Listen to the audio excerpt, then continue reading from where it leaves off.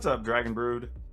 Today, we're finally going to tackle the question on, does Kaldheim make party decks better?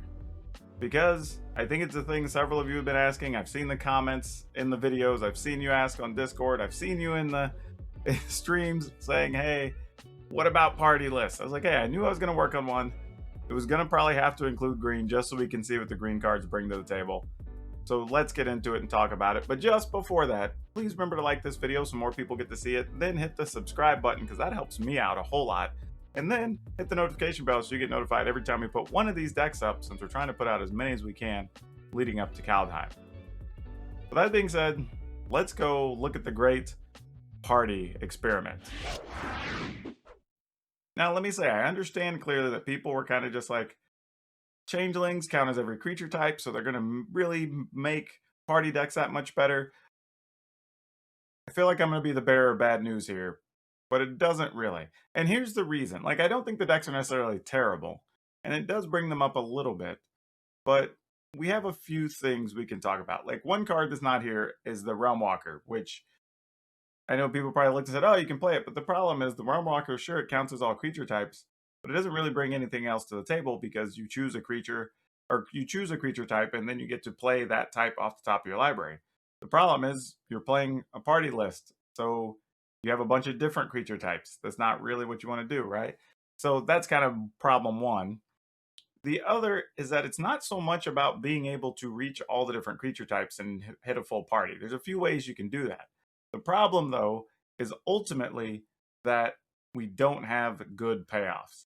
Like, the things that care about you having a full party aren't great, right? Like, for instance, you have stuff like Linvala. Like, okay, sure, she can tap down another thing or whatever it is, make something not block, but like, is that big of a deal? Like, the things that you get discounted for party, there's one that's kind of like a mediocre Banishing Light, right? Like, it's kind of neat if you get to play it for one, but like, even if you play it for 2 or 3, is that significantly better than Banishing Light? Not really.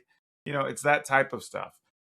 Generally speaking, I think as we get through Strixhaven, and there's probably going to be better wizards, and then we get through the D&D set, which they've already said is going to be focused on party and have that be a mechanic in the deck or in the set, I think that's when we'll see the big increase in party deck quality. Now, that being said, we do still have a workable version ahead of us here, so let's take a look at it. So we're playing 3 Bloodchief's Thirst, just because we have to have some way to deal with creatures. We can't go completely insane, so we want to make sure we have that covered. We're playing 3 Tajuru Paragon, because it does count as all creature types that were relevant to a party, but also in the late game we can use it to possibly like pseudo search for something, and that's not a bad thing either. Luminarch Aspirant. It's a cleric.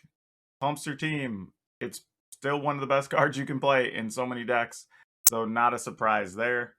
Acquisition Expert. We're playing 3. I wanted to try to squeeze 4 in, but I will say, now we're in a situation where maybe you can hit 3 or 4 creature types pretty regularly, so that way you're getting a better selection of cards from your opponent. So that doesn't hurt. The only downside is we just do have a lot of things that cost 2 mana, so it was hard squeezing in that 4th copy. Then we're playing 2 Null Priests of Oblivion. They're not bad. They're also a cleric, so they fit. It's menace, so you can get some extra lifelink in. Sometimes it's necessary. But if the game goes long, if you have 6 mana, you can get a key creature back out of your graveyard, which is also very nice. Then we have 2 Mass Vandal, and maybe this could be a 3rd. I don't really know. I'm kind of still toying with the list here. The Mass Vandal, though, is actually quite good for this list because you don't have many things you can play that aren't going to disrupt your party mechanic that would let you get rid of artifacts or enchantments. In this case, you're going to lose a creature along the way, so you can remove a creature from your graveyard when this comes into play, and if you do, you get to destroy an artifact or enchantment. So all the big annoying things, stuff in the Yorion decks, you know, you want to get rid of a Great Hinge, like this lets you do all of those things. And that's what I'm saying, like it's very possible I could play a 3rd, and that actually would be okay here. Playing a full set of Nighthawk Scavengers because it just does everything. It's flying, it's death touch, it's lifelink, it's a big creature your opponent can't really deal with easily. So definitely leaning on those here, and it's a rogue. And then because we are going to go ahead and play into these colors, I decided to go ahead and include 3 copies of Mythos of Nethroi. And again, no, I know I just said like, well, you don't have that many things to kill artifacts and enchantments or whatever with Vandal, but I will say a lot of times, because you are limited on your removal in this list, you may have to use your Mythos and Nethroid to actually kill a creature. So just want to bring that up. But if you're playing Abzan, it's really hard not to play this card. This is the best of the Mythos cards, I believe, and it just does a lot of work. Then we're playing 2 copies of Rankle. Rankle's a rogue. I think some people forget that at times. We are going to have several small creatures, so if we even need to play the sacrifice thing with the opponent, that's fine. It can help us draw extra cards. It can make the opponent discard. If they're playing a control-ish style deck, it has haste, so we can play it after even, say, like an Ugin to try to keep that in check a little bit. So lots of different things going on. That the reason this card fits. And then Squad Commander is probably like, if you want to call it a payoff, that's kind of like the biggest payoff we have in here. That we can get a whole bunch of creatures, and then we can attack with everything getting a bonus and being indestructible, because we can reach that multiple creature type a little bit easier. Now, I know some of you are looking here and saying like, well, you only have the Mass Vandal. How is that going to help bring things together? Well, between the Mass Vandal and the Chijuru Paragon, we have cards that basically count as all the creature types we need. However, I did use this as a moment to find a home for Maskwood Nexus. It's 4 colorless. All your creatures you control have all creature types.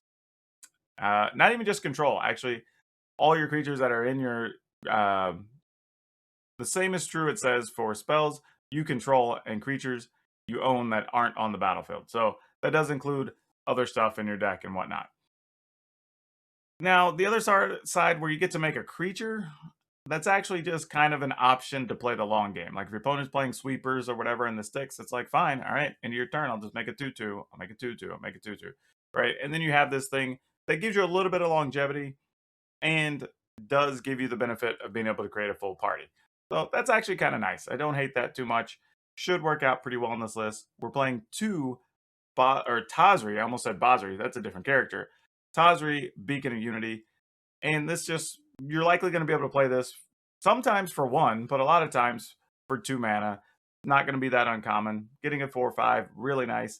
And then just being able to look and get 2 creatures into your hand. That's going to be pretty amazing in this situation. So looking forward to doing that. Then we're playing 1 Deadly Alliance. This is an extra removal card.